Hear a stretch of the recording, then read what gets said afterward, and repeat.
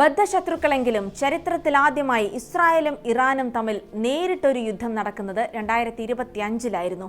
ഇറാന്റെ പക്കൽ ആണവായുധങ്ങളുണ്ടെന്ന് ആരോപിച്ചായിരുന്നു ഇസ്രായേലി പ്രധാനമന്ത്രി ബെന്യാമിൻ നെതന്യാഹു ജൂൺ 13-ന് ആക്രമണം ആരംഭിച്ചത്. എന്നാൽ വിചാരിച്ച പോലെ ആയിരുന്നില്ല കാര്യങ്ങൾ. ഇറാന്റെ തിരിച്ചടിയിൽ ഇസ്രായേൽ വിയർത്തു.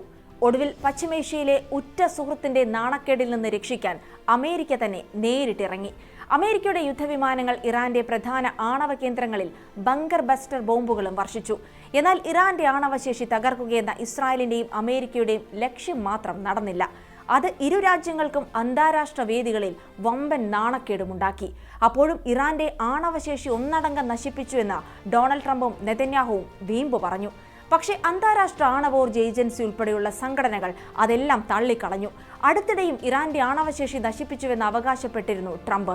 എന്നാൽ അതിനെ പരിഹസിച്ച് തള്ളുകയാണ് ഇറാൻ.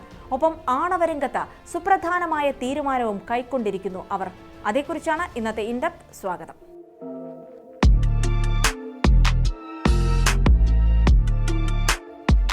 ഇറാന്റെ ആണവശേഷി അമേരിക്ക നശിപ്പിച്ചുവെന്ന US പ്രസിഡന്റ് ഡൊണാൾഡ് ട്രംപിന്റെ വാദം പൊള്ളയാണെന്നായിരുന്നു തിങ്കളാഴ്ച ഇറാൻ പരമോന്നത നേതാവ് അയത്തുള്ള അലി ഖാംനെയി പ്രതികരിച്ചത്. അമേരിക്കൻ പ്രസിഡന്റ് സ്വപ്നം കാണുകയാണെന്നും അത് തുടർന്നോളൂ എന്നുമായിരുന്നു ഖാംനെയുടെ പരിഹാസം. ഒപ്പം ആണവ ചർച്ചയ്ക്കുള്ള ട്രംപിന്റെ ക്ഷണവും ഖാംനെയി നിരസിച്ചു. ഒരു രാജ്യത്തിന്റെ ആണവ വ്യവസായം എന്താകണമെന്നും എങ്ങനെയാകണമെന്നും പറയാൻ ട്രംപിന് എന്ത് അവകാശമായിരുന്നു എന്നാണ് അദ്ദേഹം ചോദിച്ചത്.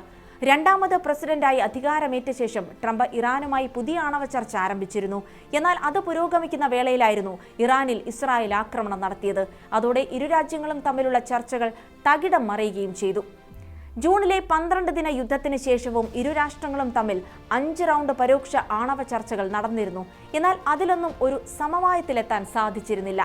അടുത്തിടെ ഗസയിലെ വെടിനിർത്തൽ കരാറിന് പിന്നാലെ ഇസ്രായേലി പാർലമെന്റിൽ ട്രംപ് നടത്തിയ പ്രസംഗത്തിൽ ഇറാനുമായി സമാധാന കരാർ ചർച്ച ചെയ്യാൻ കഴിയുമെങ്കിൽ അത് നല്ലതായിരിക്കുമെന്നും പറഞ്ഞിരുന്നു.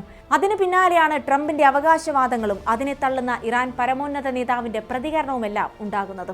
ഇറാനുമായി 2015 ഒപ്പിട്ട JCPOA കരാറും ഇക്കഴിഞ്ഞ ഒക്ടോബർ 18-ന് അവസാനിച്ചിരുന്നു. അത് പുതുക്കാനുള്ളതോ പുതിയ കരാറിനോ ഉള്ള ചർച്ചകളൊന്നും ഫലം കണ്ടിട്ടുമില്ലായിരുന്നു. സെപ്റ്റംബർ 23-ന് ആരംഭിച്ച UN ജനറൽ അസംബ്ലി ചർച്ചകൾക്കിടയിലും ഇറാനുമായി UK, ഫ്രാൻസ്, ജർമ്മനി എന്നീ രാജ്യങ്ങൾ ആണവ ചർച്ചകൾ നടത്തി. എന്നാൽ അതെല്ലാം പരാജയപ്പെടുകയായിരുന്നു. തൊട്ടു പിന്നാലെ 3 യൂറോപ്യൻ രാജ്യങ്ങളുടെയും നിർബന്ധപ്രകാരം UN വീണ്ടും ഇറാനെതിരെ ഉപരോധങ്ങൾ ഏർപ്പെടുത്തുകയും ചെയ്തു. ഇത് ഇറാനെ വലിയ രീതിയിലാണ് ചൊടിപ്പിച്ചത്. ഈ പശ്ചാത്തലത്തിലാണ് ഇനി മുതൽ ഇറാന്റെ ആണവ പദ്ധതി ഒരു കരാറിനാലും നിയന്ത്രിതമല്ല എന്ന പ്രഖ്യാപനം ഒക്ടോബർ 18-ന് ഇറാൻ നടത്തിയത്. ഒപ്പം UN-ന്റെ ആണവ നിരീക്ഷണ സംഘടനയായ അന്താരാഷ്ട്ര ആണവോർജ്ജ ഏജൻസിയുമായുള്ള സഹകരണ കരാറും ഇറാൻ റദ്ദാക്കിയിട്ടുണ്ട്. Iran, China, Britain, France, Germany, Russia, America എന്നീ രാജ്യങ്ങളുമായി 2015-ലായിരുന്നു JCPOA കരാറിൽ ഇറാൻ ഒപ്പിടുന്നത്. ഇറാനെതിരായ ഉപരോധങ്ങൾ ഒഴിവാക്കുകയും ഇറാന്റെ ആണവ പദ്ധതികളിൽ നിയന്ത്രണം ഏർപ്പെടുത്തുന്നതുമായിരുന്നു ആ കരാർ. എന്നാൽ ട്രംപ് ആദ്യമായി അധികാരത്തിൽ വന്നയുടൻ അമേരിക്ക കരാറിൽ നിന്ന് ഏകപക്ഷീയമായി പിന്മാറുകയും ചെയ്തിരുന്നു. ഇന്റർനാഷണൽ ആറ്റോമിക് എനർജി അസോസിയേഷന്റെ കണക്കനുസരിച്ച് ഇറാന് ആണവായുധം വികസിപ്പിക്കാനുള്ള പദ്ധതി ഇല്ലെങ്കിലും 60% വരെ സമ്പുഷ്ടീകരിച്ച യുറേനിയം ഇറാന്റെ പക്കലുണ്ട്. കരാറിൽ നിന്ന് അമേരിക്ക പിന്നാക്കം പോയതിന് പിന്നാലെയായിരുന്നു അവർ ഇത്തരത്തിൽ യുറേനിയം സമ്പുഷ്ടീകരണം ആരംഭിച്ചത്. ചർച്ചയ്ക്കായി സന്നദ്ധമായിരുന്ന ഇറാനെ അടിസ്ഥാനരഹിതമായ കാര്യങ്ങൾ പറഞ്ഞ് ഇസ്രായേൽ ആക്രമിച്ചതോടെയായിരുന്നു എല്ലാ ആണവ ചർച്ചകളും ശരിക്കുമില്ലാതായത്.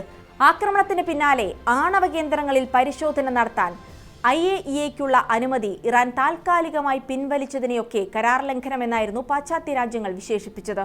ഇത് അനീതി നേരിട്ടവരെ വീണ്ടും ശിക്ഷിക്കുന്നതിന് തുല്യമാണെന്നാണ് ഇറാന്റെ പക്ഷം.